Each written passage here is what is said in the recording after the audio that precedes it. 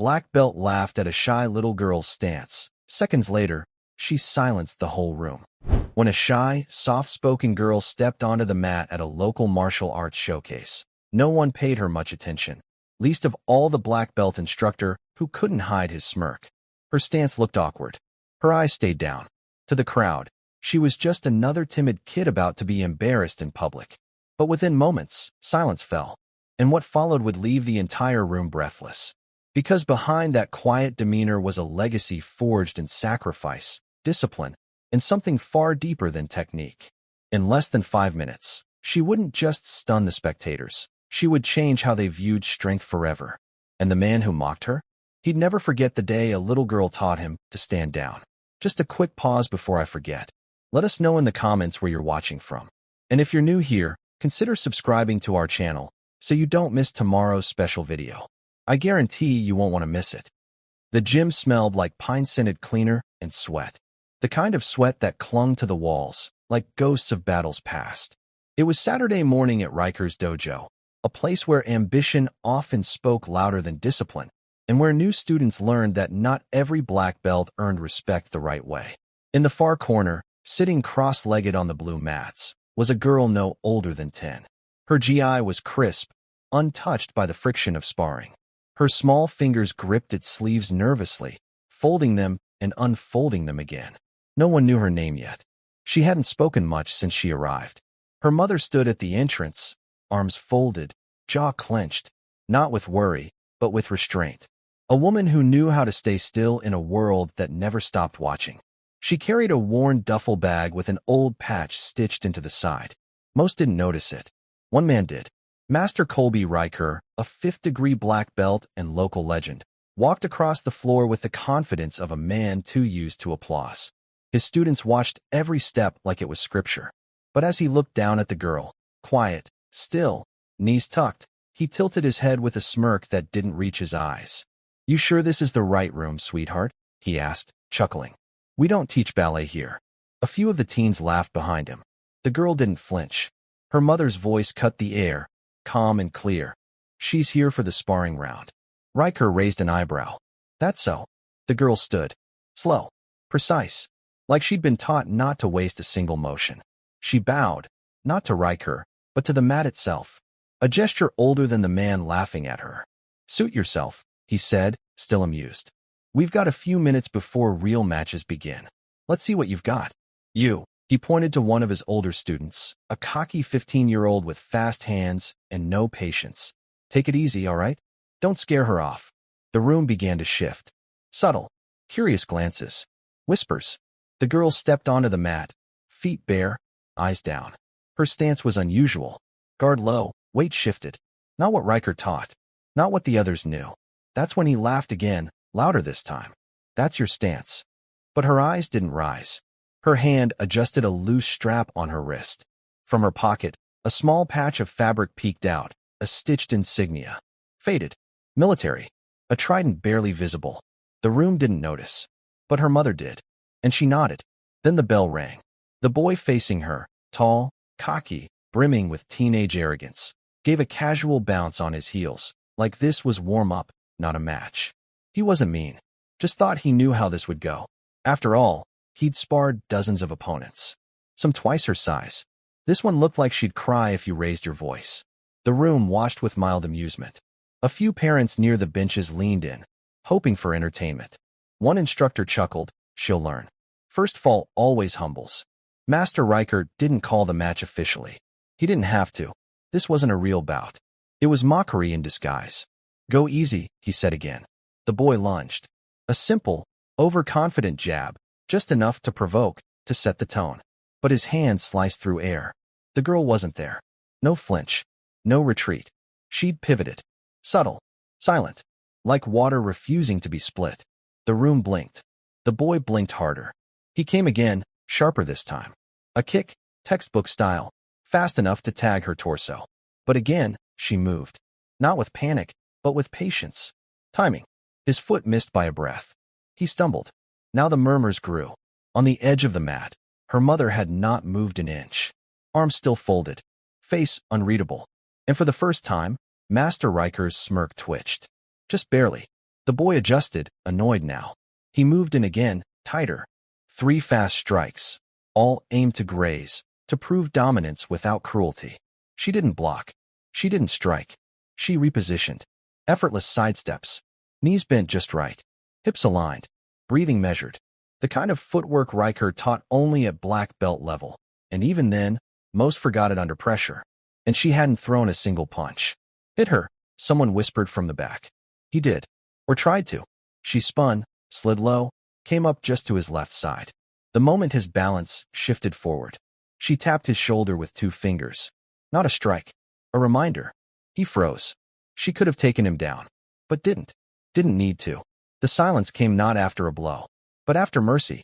And that's when Riker noticed her eyes. She wasn't looking at the boy. She was watching the floor behind him, measuring distances, angles. Just like. His gaze flicked to the mother. The duffel bag. That old patch again. This time he read it. NSWC Devgru. He swallowed. His voice came out quieter than he intended. Wait. Stop the match. But it already had. Because the girl had bowed again. And the boy wasn't moving. Not out of fear. Out of respect.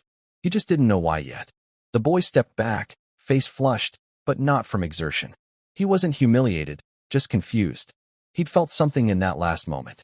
Not fear. Not even pain. Control. Someone in total control of him. She had moved like she'd been here before. Not in this dojo, but in combat. Not real combat. Of course, she was a child, but there was an echo in her movement. Echoes don't lie. She bowed once more, then walked backward off the mat, never turning her back. Just like she'd been taught. Riker cleared his throat. All right, reset. Let's get the next pair up. But no one moved. Not even his students. Even the benches were still. The girl returned to her mother's side and sat. Same posture. Same folded knees. Her mother placed the duffel at her feet, not touching her, not praising, just letting the silence settle. One of the parents finally asked, "Who is she?" The mother looked up. Eyes calm. Voice calm. "She's just here to learn." That answer should have ended it. But it didn't. Riker walked toward them, his tone now lacking its earlier bite. That stance, that pivot. That's not something you find in local dojos. The girl looked away, but the mother didn't blink. "You've trained before?" Riker asked. She finally nodded. "I taught her what I could." Riker tilted his head. "Taught her? You." The woman's boots shifted slightly as she stood. What Riker hadn't noticed, what no one noticed until now, was the subtle limp in her left leg. A careful weight distribution that suggested injury, but also training. Habitual, not recent. And her hands. Scarred knuckles, soft from time away, but still marked with calluses. "You serve?" he asked, this time respectfully. She didn't answer right away. "Then, I retired 10 years ago." He nodded, glancing down at the faded patch on the duffel. NSWC, Naval Special Warfare Command. There weren't many women in that community. Even fewer who made it out whole. His breath caught. "You were Devgru?" She didn't confirm it, but she didn't deny it either. Just that calm, solid silence. And then came the quiet reveal. The girl opened the bag and pulled out a small, faded black belt. Not hers. Frayed at the ends. Well used. She began folding it carefully, just as she had the sleeves earlier. And Riker recognized something he hadn't in years. Ritual. Not performance. Not ego. Legacy. Passed down not in trophies, but in habits. In breath. In silence. The room had quieted into something fragile. Not reverence yet, but curiosity laced with doubt. The girl sat cross-legged again, folding the belt with delicate precision. It was clearly too large for her waist, and too worn to be new. Riker watched her fingers. She wasn't mimicking. She knew how it was supposed to be done. "Where'd she get that?" someone whispered. No one answered. The black belt, its threads faded to gray, tip frayed like sea rope, bore no stripes, no name, no markings. Just time, and sweat, and something else Riker recognized too late. Blood memory. He stepped closer. Not too close. His posture had shifted, subtly. Hands at his side now, not on his hips. Voice lower. "You trained under someone?" The mother's gaze drifted to the belt, then to her daughter, then to Riker. "I did." He waited, but she didn't elaborate. Of course not. People who actually served never did. Riker cleared his throat. "Devgru doesn't train families." A flicker of something, regret? Steel? Moved behind her eyes. "He trained us on his time off." He. She looked down. The girl, still silent, rested the folded belt atop her knees like a relic, as if it still belonged to him. Riker's voice softened. Was he her father? She nodded once. Gone 6 years.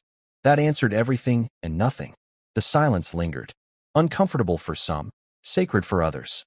The boy she had sparred with, still standing off to the side, arms crossed now, stepped closer. His voice, for once, was quiet. What was his name? The girl finally looked up.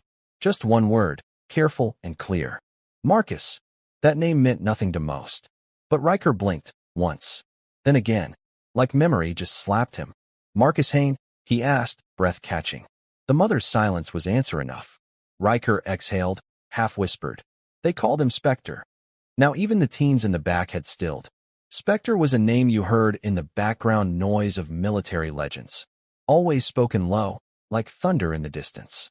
The man who never missed a shot, who never spoke on mission, who trained without needing to. No one had ever confirmed his existence. And now here was his daughter, in a child-sized GI, folding his belt on a dojo floor filled with plastic trophies and borrowed pride. Not saying a word, because she didn't need to. You could feel the shift ripple across the room like a pressure change before a storm. The laughter was gone. So were the whispers.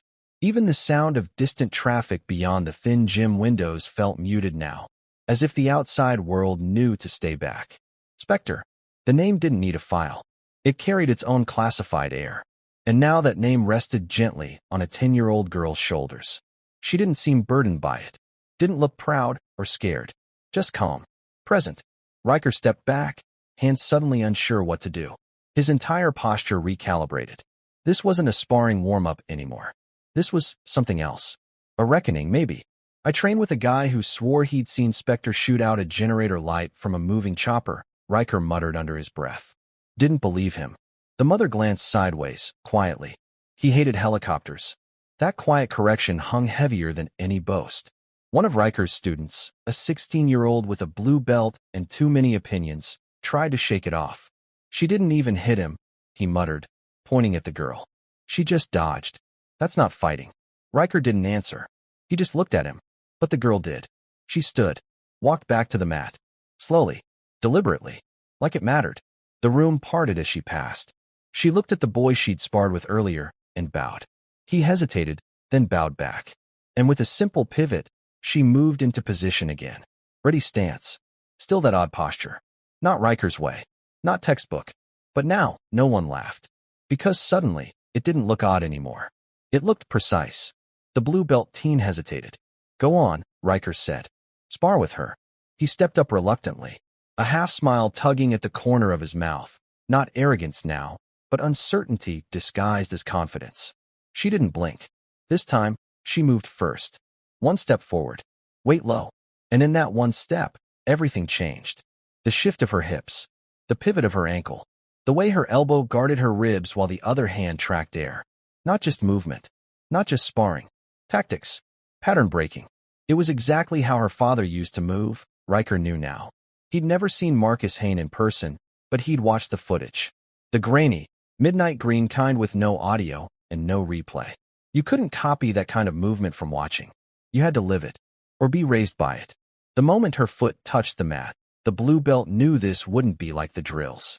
She didn't posture, didn't blink, didn't feed into the silent tension radiating off him like a wire about to snap. She just waited. No bravado, no bounce in place, no twitchy readiness that rookies confuse for focus. She was already centered. He tried to lead with a simple jab, just to test distance, a low-commitment strike. But by the time his foot shifted forward, she'd already circled past him. Not fast, not flashy, just gone. He turned, frustrated now, threw a right hook, more aggressive this time.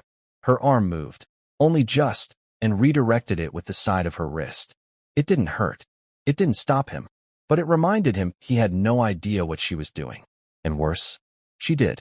Riker watched closely now, arms folded, lips tight. He didn't speak.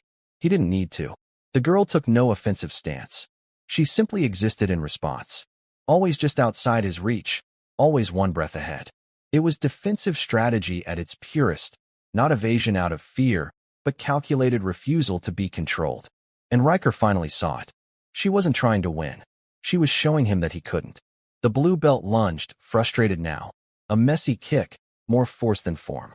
She dropped to one knee. One palm planted. Pivot. Turn. Slide. And just like that, she was behind him. The match should have been over. But she didn't take him down.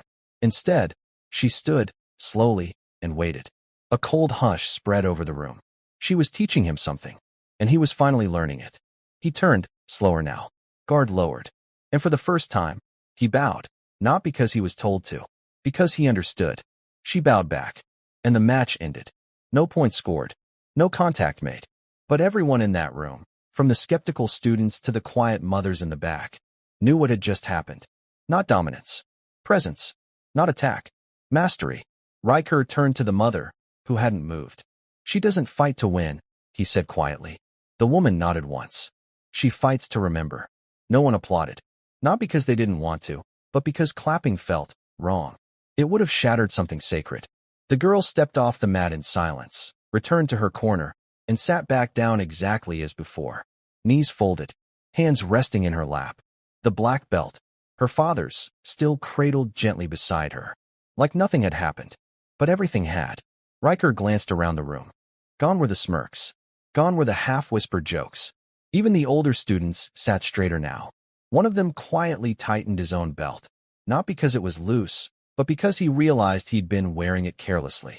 The blue belt she'd just sparred with walked past her on his way off the mat.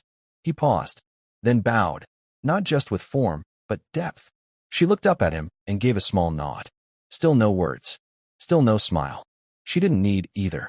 Riker found himself walking toward her mother again, slower this time. There was no trace of the bravado he carried earlier, just curiosity now, and something else. Respect. I've run this dojo for 14 years, he said quietly. I've seen prodigies, national champions, even a few who made it through Phase 1 selections. But I've never seen that. The woman tilted her head slightly. Riker gestured toward the girl. She doesn't move like a student. She moves like she's remembering someone. The mother looked at her daughter, a softness rising in her eyes that hadn't shown itself all morning. She trains every morning, she said. Wakes up at 5, runs the drills he taught her, checks his notes, plays back the tapes. Not because I ask her to, because that's how she keeps him close. Riker's eyes dropped to the duffel bag, to the belt, to the girl's posture. It all made sense now. She's not trying to become him, he said, half to himself. She's carrying him. The mother nodded. And then, for the first time, the girl spoke. Her voice was gentle, dry, almost hesitant, like it hadn't been used in hours. I don't like hurting people. Riker turned toward her. She met his eyes, not with challenge, but clarity. My dad didn't either. He just had to be good at it. And in that moment, Riker felt something shift deeper than respect. Reckoning. A child who had inherited the weight of a ghost, and who bore it with perfect form. The girl's words echoed long after the sound had faded. I don't like hurting people. It wasn't an excuse. It wasn't even a philosophy. It was a remembrance. A phrase inherited, like the belt, like the stance, like the ritual she followed in silence. Riker sat down slowly on the bench across from her, not looming, not instructing, just listening now. He saw the way her toes rested flat against the mat, heels slightly lifted, not because it was comfortable, but because it allowed for instant movement. Her breath was calm, measured. For seconds in, for seconds out. Combat breath work. She hadn't learned that here. You said she watches tapes? Riker asked the mother gently. She nodded. Old training footage. From overseas, mostly. He left some behind. Not everything, of course. Some things she wasn't meant to see. She figure out how to fight from those? No, the mother said. She figured out how he moved, then taught herself how to respond. Riker turned to the girl again.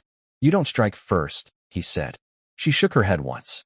Striking first means I don't understand enough yet. He blinked. Slowly. It wasn't something any child should say. Not naturally. Not rehearsed. That was warfighter logic. You analyze before you act. She looked down. Dad said fighting is like music. The first measure belongs to someone else. You listen to find the rhythm. Riker smiled just slightly. Now it all made sense. This wasn't talent. This wasn't genetic luck. This was the result of something far rarer.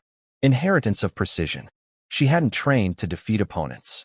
She'd trained to not dishonor the way he moved. And that kind of training didn't come from seminars. It came from love. He glanced at the black belt again. No rank stripe. No name stitched into the cloth. Just wear, time, and memory. I've got students who talk more in one match than you've said all day, Riker said quietly. The girl tilted her head, a question in her eyes. That's not a criticism, he added. It's an observation. Then, after a pause, do you want to keep training here? She looked to her mother. Her mother looked back. Then the girl nodded. Yes, she said simply. Then we'll train you, Riker replied. But I won't treat you like a beginner. I'll treat you like someone who already knows what they're doing and needs to be sharpened, not shaped. The girl nodded once. A pact was made. Not with ceremony, not with belts, but with recognition. The day had thinned out. Most students were gone now. The echoes of sparring faded beneath the low hum of the overhead fans. Dust motes drifted like memory through shafts of late afternoon light. But Riker stayed. So did the girl and her mother. He didn't ask them to leave. Some silences don't need permission to linger. The duffel bag still sat at the edge of the mat. Faded, weather-stained, the kind of military green that had been bleached by desert sun and monsoon rain. And stitched into its corner, that patch. NSWC DevGru. Most would have missed it. But Riker had seen one like it before, in a photo, years ago. The kind they only showed once at a memorial, then buried under silence and paperwork. He walked over to it, crouched slowly, respectfully. You don't see many of these. The mother watched him carefully. Riker nodded at the patch. These get removed when people retire. Unless they're carrying it for someone else. She said nothing, but the flicker in her eyes said enough. Riker gently touched the edge of the canvas. I lost a student to a training op in Jordan, he said. 8 years ago. Smartest kid I'd ever taught. But he froze during a breach. He looked up. I've seen fear paralyze. But your daughter, she moves like someone who's had fear explained to her before she ever had to feel it. The woman stepped forward now. She's never seen combat. But she's seen what it does. Marcus didn't hide anything. Riker nodded. That's rare. He wanted her to understand the why, not just the how. And just then, the girl stood, walked quietly to the bag. She knelt beside it, opened a side pocket, and pulled something out. Not a weapon, not a medal, a journal, worn leather, corners curled, a name barely visible on the cover. She opened it to a bookmark page, held it out to Riker without a word. He took it carefully. The handwriting was tight, neat, and undeniably military. Combat isn't about domination. It's about discipline. The most dangerous people in a room are the quietest, because they've already made peace with the moment. Riker blinked once, twice. Below the quote, in a younger hand, another sentence had been written, smaller, careful, in pencil. I want to be like him, but kinder. The girl looked up at him, unsure if she'd shared too much. But Riker's face had softened. There were no more doubts now. No tests needed. Only refinement. The dojo's fluorescent lights hummed softly, flickering occasionally as if the building itself held its breath. Shadows stretched long across the polished mats, where moments ago the room had held an intensity neither the students nor the parents had expected. Now, silence reigned, a silence heavy with respect and something closer to awe.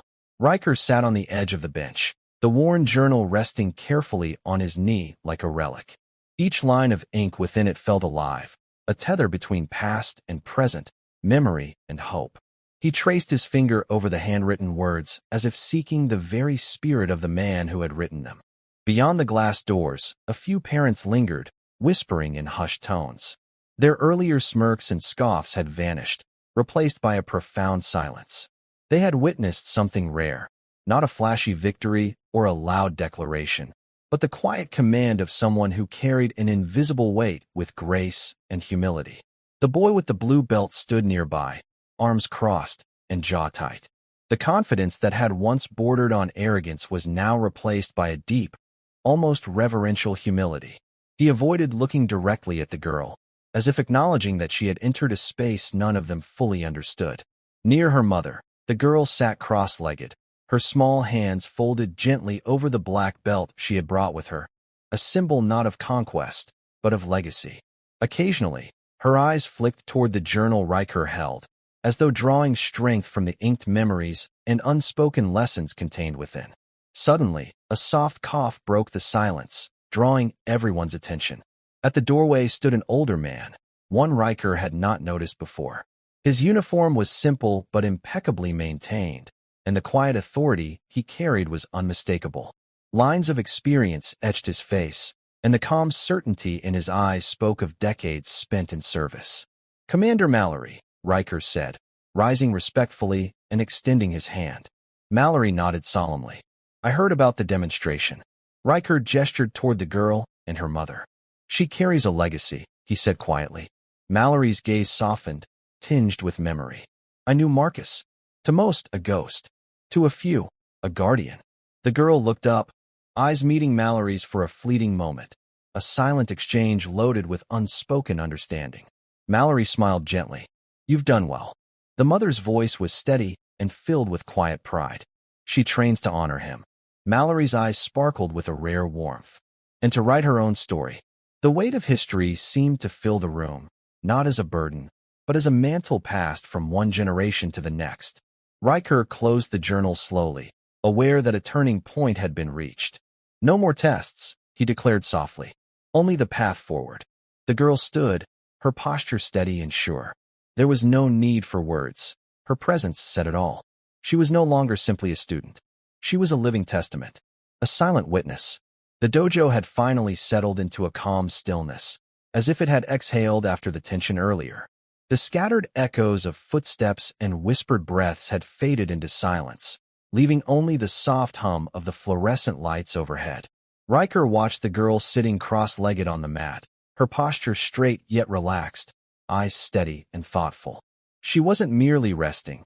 She was absorbing the space, attuned to every subtle shift in the room. It was as if the world itself had slowed down for her. He stepped forward carefully, mindful not to disturb the fragile bubble of respect that had formed around her. "There's a lesson many never learn," he said quietly, his voice low but steady. "It's not about striking first or fighting harder. It's about stillness." The girl's gaze lifted to meet his, a faint flicker of curiosity shining through the quiet resolve in her eyes. "Stillness is about what you do when the world demands action, but the best response is to wait," Riker explained. "When patience becomes your weapon, and control is your shield." She nodded slowly, fingers tightening gently around the black belt lying across her lap. "My father said the same," she murmured. "True strength isn't in moving first, but in knowing when not to move." The words lingered between them like a sacred truth. Riker thought of the many students he'd trained, some hungry for glory, rushing into fights without purpose, blinded by noise and impulse. But she was different. The legacy she carried was not just about mastering technique, but embracing wisdom, restraint, and presence. Outside, the afternoon sun filtered through the windows, painting shifting patterns of light and shadow on the mats. A soft breeze rustled the leaves outside, lending the room a quiet serenity that felt less like a training hall and more like a sanctuary. Riker moved to the wooden rack and pulled down a weathered training sword, its surface scarred but cared for. "Let me show you something," he said gently. He demonstrated slow, deliberate movements, a silent dance of balance, control, and precision. "This isn't about speed or strength. It's about listening. To yourself, to your opponent, to the moment." The girl watched intently, absorbing every detail. Then, with a quiet determination, she took the sword and mirrored his motions. Her movements began tentative but soon flowed with growing confidence and grace, each gesture embodying discipline and focus. Riker smiled softly. "You carry more than skill, young one. You carry a spirit that can't be taught, only inherited, nurtured, and lived." She lowered the sword, eyes steady and clear. "I'm ready to learn." In that quiet, simple statement, Riker saw not just a student, but the living continuation of a legacy forged in silence, discipline, and unwavering presence. The days passed quietly but steadily. Each morning before dawn, the girl arrived at the dojo, greeted by the faint smell of worn mats and the stillness that only emptiness can bring. The early light filtered softly through the windows, casting long shadows that stretched like silent sentinels across the floor. She moved through the drills with a deliberate grace, each punch, block, and stance executed with the calm precision of someone who had been taught to move well before stepping onto any mat. Riker watched closely, impressed by the fluidity of her movements, The way her body remembered techniques not formally taught in the classes. It wasn't just physical skill. There was a mental discipline at work, an unspoken knowledge, a deep patience that set her apart from most students he had trained over his long career. She never rushed, never sought approval. She simply moved, steady and true. One late afternoon, as the sun sank low behind the distant hills and painted the sky in shades of orange and purple, Riker found himself standing beside her during a brief pause. "You carry a heavy past," he said quietly, careful not to startle her. She glanced up, her eyes reflective, carrying stories they did not speak aloud. "But every day you come here, you're fighting battles that no one sees," he added softly. She nodded. "The hardest battles aren't the ones fought with fists," she said. "They're the ones fought in silence, in grief, in memory, in moments no one watches." Riker felt the weight of those words settle between them. He placed a reassuring hand on her shoulder. "Those battles require strength, too. Strength that's often invisible." Training continued in those weeks, peeling back layers of resilience and vulnerability alike. Riker saw how her body instinctively remembered moves no one had taught her, marks of a legacy carved deep into muscle and mind. One evening, after a particularly grueling session, she stood by the window, gazing out as twilight faded into night. Riker approached quietly. "You're not alone," he said. "This dojo, these people, they're here for you." She nodded, a fragile trust beginning to take root in her eyes. The path ahead was daunting, but in the quiet shared between them, Riker knew one thing for certain. True resilience isn't just physical. It's the courage to face the unseen battles within. The following weeks wove into a tapestry of quiet growth. The dojo, once a place of casual training and youthful bravado, now carried an undercurrent of reverence. Every session with the girl was a lesson in humility, not just for her, but for everyone who bore witness. Her movements remained precise, unhurried. Each step, each breath was deliberate, grounded in a discipline that seemed less about winning fights and more about honoring something unseen. Riker noticed how the other students began to watch her differently. The teenage boys who once scoffed now kept their distance, eyes respectful yet curious. The instructors who had doubted her presence now sought her advice, quietly acknowledging the weight she carried without ever needing to say it aloud. One evening, as the setting sun cast golden light through the dojo windows, Riker found himself sitting beside the girl during a rare break. The black belt lay folded between them, a silent emblem of legacy and loss. "You carry your father's spirit," Riker said gently, "but you're becoming your own person." She looked at him, eyes steady. "I want to be more than just his shadow," she whispered. "I want to live in the light he fought for." The words struck Riker deeply. He thought of the sacrifices made behind closed doors, the invisible battles fought by those who serve and those left waiting. "Valor isn't just in the battlefield," he replied softly. "It's in the everyday choices to keep moving forward, to stand even when the world expects you to fall." Her lips pressed into a thin line. "I've learned that silence can be a shield and a sword." He nodded, recognizing the wisdom far beyond her years. As dusk deepened, the dojo seemed to breathe alongside them, a living testament to resilience, legacy, and quiet strength. Riker rose, placing a hand briefly on her shoulder. "You carry more than a name. You carry a story that deserves to be told." She smiled faintly, a quiet promise in her gaze. And in that moment, the girl was no longer just the daughter of a legend. She was a warrior in her own right, ready to face whatever battles lay ahead. That evening, the dojo was charged with an energy unlike any before. Whispers had spread of the girl's quiet skill and the heavy legacy she carried. A legacy not just told in stories, but lived in every controlled movement she made. It had stirred curiosity and a touch of competitive spirit among the students. The blue belt who had sparred with her earlier, once brash and dismissive, now approached with a different demeanor. His confident smirk was gone, replaced by a hesitant respect and an eagerness to test himself against her again, to understand what lay beneath the quiet discipline. Riker stood nearby, arms folded, watching closely as the two faced each other on the mat. The usual clamor of practice had given way to a hush. This was no ordinary sparring match. It was a moment saturated with history, expectation, and the silent weight of respect from all present. The boy moved first, launching a quick jab, a probing strike meant to gauge her reflexes. But she didn't react the way most would expect. Instead, with a subtle shift of weight and a pivot as smooth as a tactician's maneuver, she sidestepped. Her movements were measured, precise, never forced, never aggressive, flowing around him like water moving effortlessly around a rock. Each of her motions communicated control and calm, an unyielding presence that neither invited conflict nor surrendered ground. The boy's strikes grew more hurried, his frustration bubbling beneath the surface as he tried to break through her defenses. But she absorbed, redirected, and neutralized his attacks without a flicker of strain or imbalance. Riker noticed her steady breath, the unwavering focus in her eyes, signs of a warrior tempered not just by physical training, but by deep emotional resolve. After several minutes, the boy's energy waned. He faltered, his exhaustion evident. Lowering his gaze, he bowed deeply, a gesture of tradition and, more importantly, genuine acknowledgement. A soft but growing applause broke the silence, filling the room with a quiet reverence.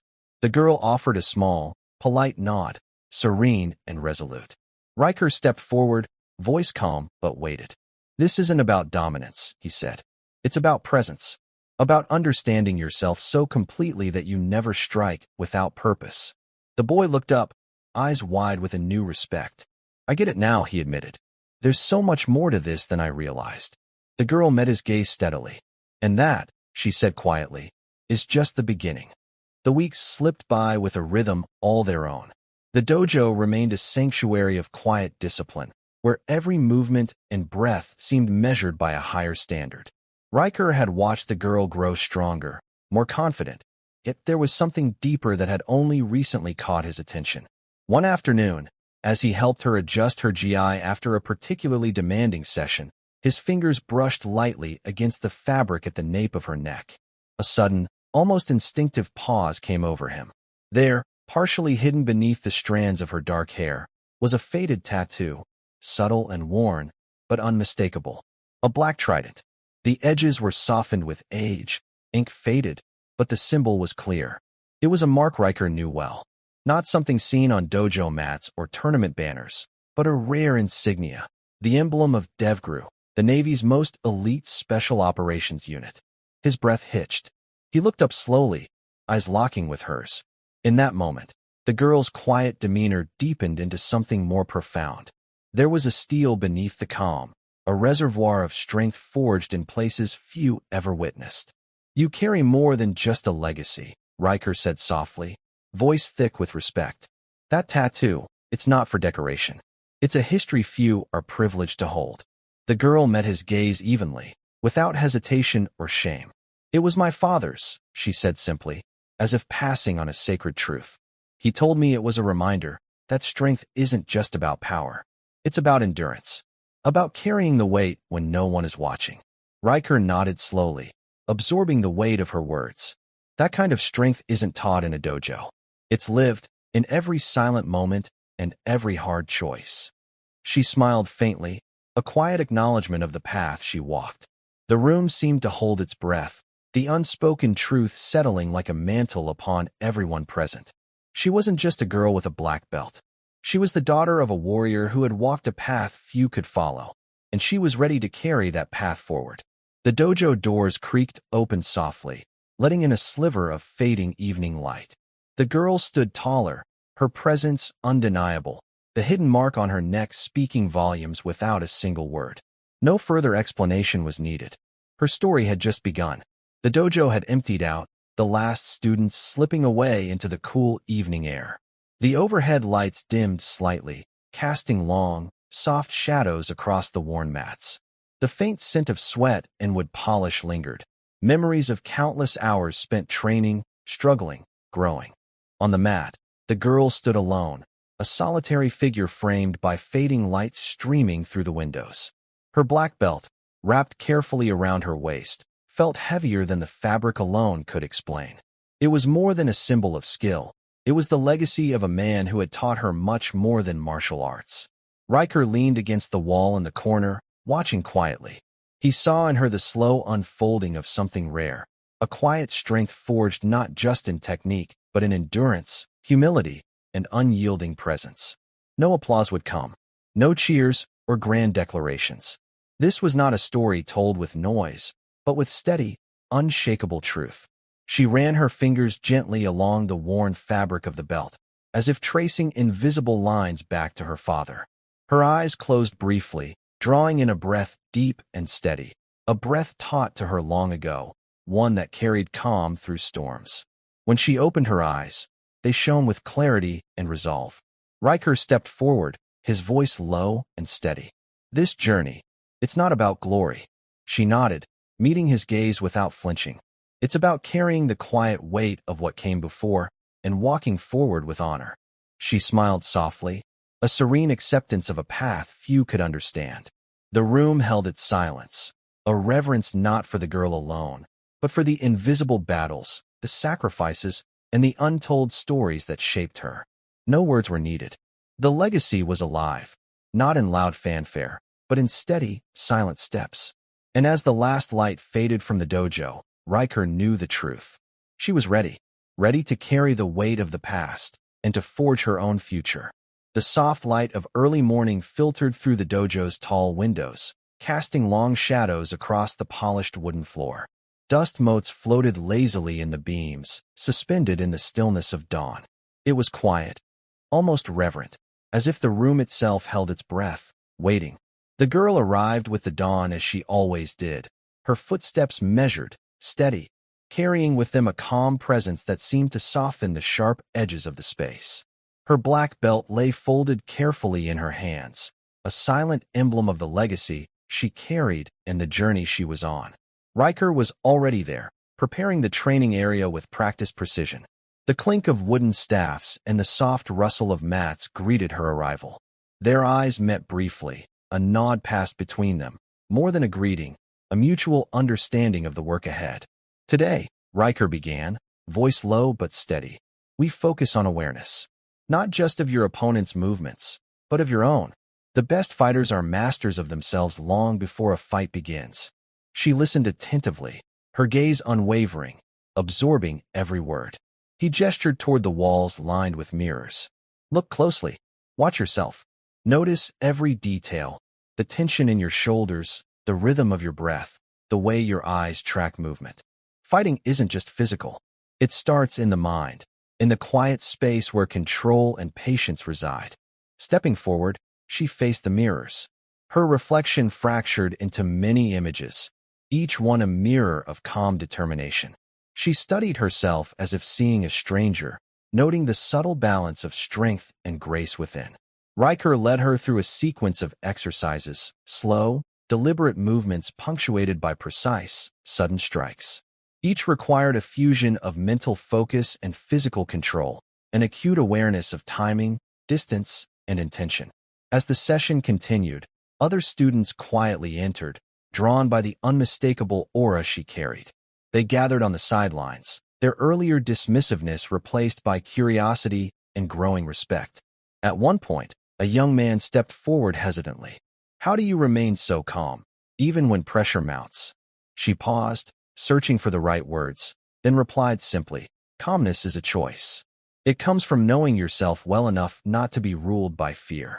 The room fell into silence, the truth in her words resonating deeper than any lesson taught through force.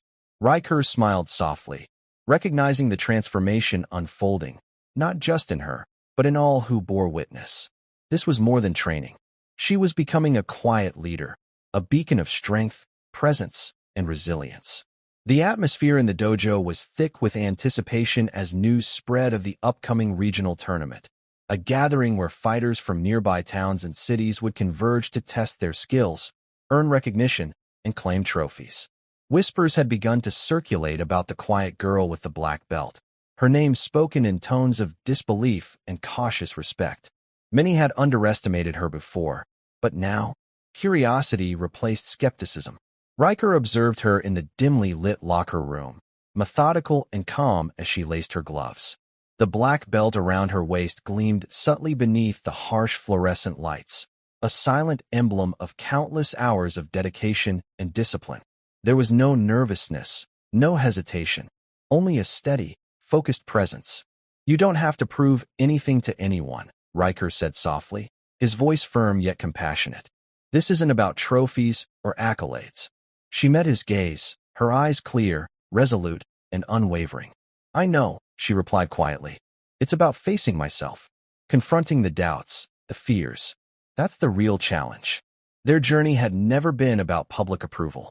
It was an internal battle, waged day after day in the quiet moments between training and reflection.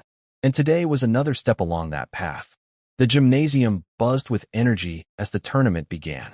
The stands filled quickly, voices rising and falling like waves. Competitors warmed up in corners, their eyes sharp, muscles coiled with tension and fire. Her first opponent was larger, more imposing, and loud, accustomed to commanding attention. The crowd's murmur shifted to low bets on an easy victory. But from the first bell, the girl's calm precision unsettled him. She moved deliberately, never reckless, her body reading the space between them like a seasoned tactician. Every block was calculated. Every counterattack was a study in timing and restraint. The crowd grew hushed, eyes locked on her, captivated by the graceful dismantling of her opponent's bravado. When the match concluded, she offered a respectful nod. The opponent, though humbled, returned the gesture with a reluctant smile, an unspoken acknowledgement of her skill. Riker stood quietly at the edge of the mat, pride swelling beneath his calm exterior. This was more than a victory, it was a statement. A quiet declaration that she was no longer just the daughter of a legend. She was carving her own legacy. The days after the tournament passed quietly, but the atmosphere within the dojo shifted noticeably. The girl moved through her training with a newfound confidence. But beneath the surface, a heavier weight had settled. The burden of expectations and unanswered questions about her past, her father, and the path she was slowly forging for herself. One late evening, long after the others had left, Riker found her sitting alone by the dojo's small, sacred shrine. It was a simple setup, a worn wooden altar holding framed photographs, dog tags, and weathered journals. The air smelled faintly of incense and old paper. She traced a gentle finger over a faded photograph of a man in uniform, his face proud, yet marked by the passage of time and the cost of service. You carry his story with you, Riker said softly, settling down beside her. She nodded, eyes distant but thoughtful. There's so much more than what people see, she whispered. The sacrifices, the losses. They don't show up in tournaments or medals, but they shape who we become. They live in the silence between moments. Riker reached into his jacket pocket and pulled out an old, folded letter, yellowed, creased, and worn from years of safekeeping. He left this for you. I kept it safe. Her eyes widened, breath catching as she unfolded the carefully penned words. The letter was filled with wisdom, love, and a promise, a silent pledge of strength that transcended distance and time. Tears glistened in her eyes, but she didn't let them fall. Instead, she folded the letter with deliberate care and pressed it close to her heart, drawing quiet comfort from the weight of those words. You're not alone in this, Riker said gently, voice steady yet firm. His legacy lives through you. But remember, so does your own path. One you must choose and walk with your own strength. The dojo held its breath, as if bearing witness to that intimate moment of connection and healing. She looked up, a flicker of resolve igniting within her eyes, a fierce, quiet determination. I'm ready, she said softly but firmly, ready to face whatever comes next. In that moment, the unspoken truth was made clear. Her strength was not only inherited, it was consciously chosen. A legacy reborn in her own image. The first light of dawn filtered softly through the tall windows of the dojo, spilling a gentle golden glow across the polished wooden floor. The room was quiet, holding a peaceful stillness that seemed to breathe with the slow rhythm of morning. The girl stood alone in the center of the mat, the black belt tied securely around her waist, a symbol heavy with meaning, woven from threads of legacy, sacrifice, and unwavering resolve. Riker entered silently, his footsteps muffled by the mats. He approached her with a nod of respect, eyes reflecting the pride and quiet admiration he had nurtured since their first meeting. This is your moment, he said simply, his voice steady yet filled with significance. She drew in a deep breath, grounding herself in the present while the memories of the past flickered through her mind like a quiet film. The image of her father, strong, disciplined, and silent, was there, alongside mentors and comrades who had shaped her without fanfare. The sacrifices made, the battles fought in silence, and the lessons learned in the shadows weighed on her, but also strengthened her. Yet now, the path ahead belonged solely to her. This was no longer a story told in whispers or marked by others' expectations. This was her story, her fight, her voice.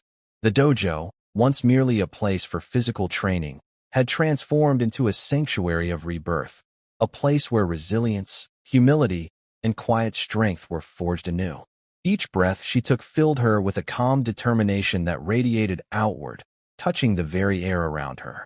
With steady grace, she began to move, each step fluid, every motion precise and intentional. Her body told the story of countless hours of discipline, her spirit illuminated by the promise of what was yet to come. There was no rush, no need for grand gestures, only the simple power of presence. Outside, the world waited, no longer a place of judgment or doubt, but one ready to witness the emergence of a new force, a warrior reborn not through noise, but through silent dignity. Though her journey was far from over, in this new dawn, she stood unshaken and whole. Her legacy was alive, her spirit unbreakable. She had become more than anyone expected, a beacon of strength and hope. A new chapter had begun. Thank you for following this story. If you enjoyed it, please subscribe and share your thoughts below. Where are you watching from? Let us know in the comments. Stay tuned for more immersive tactical stories.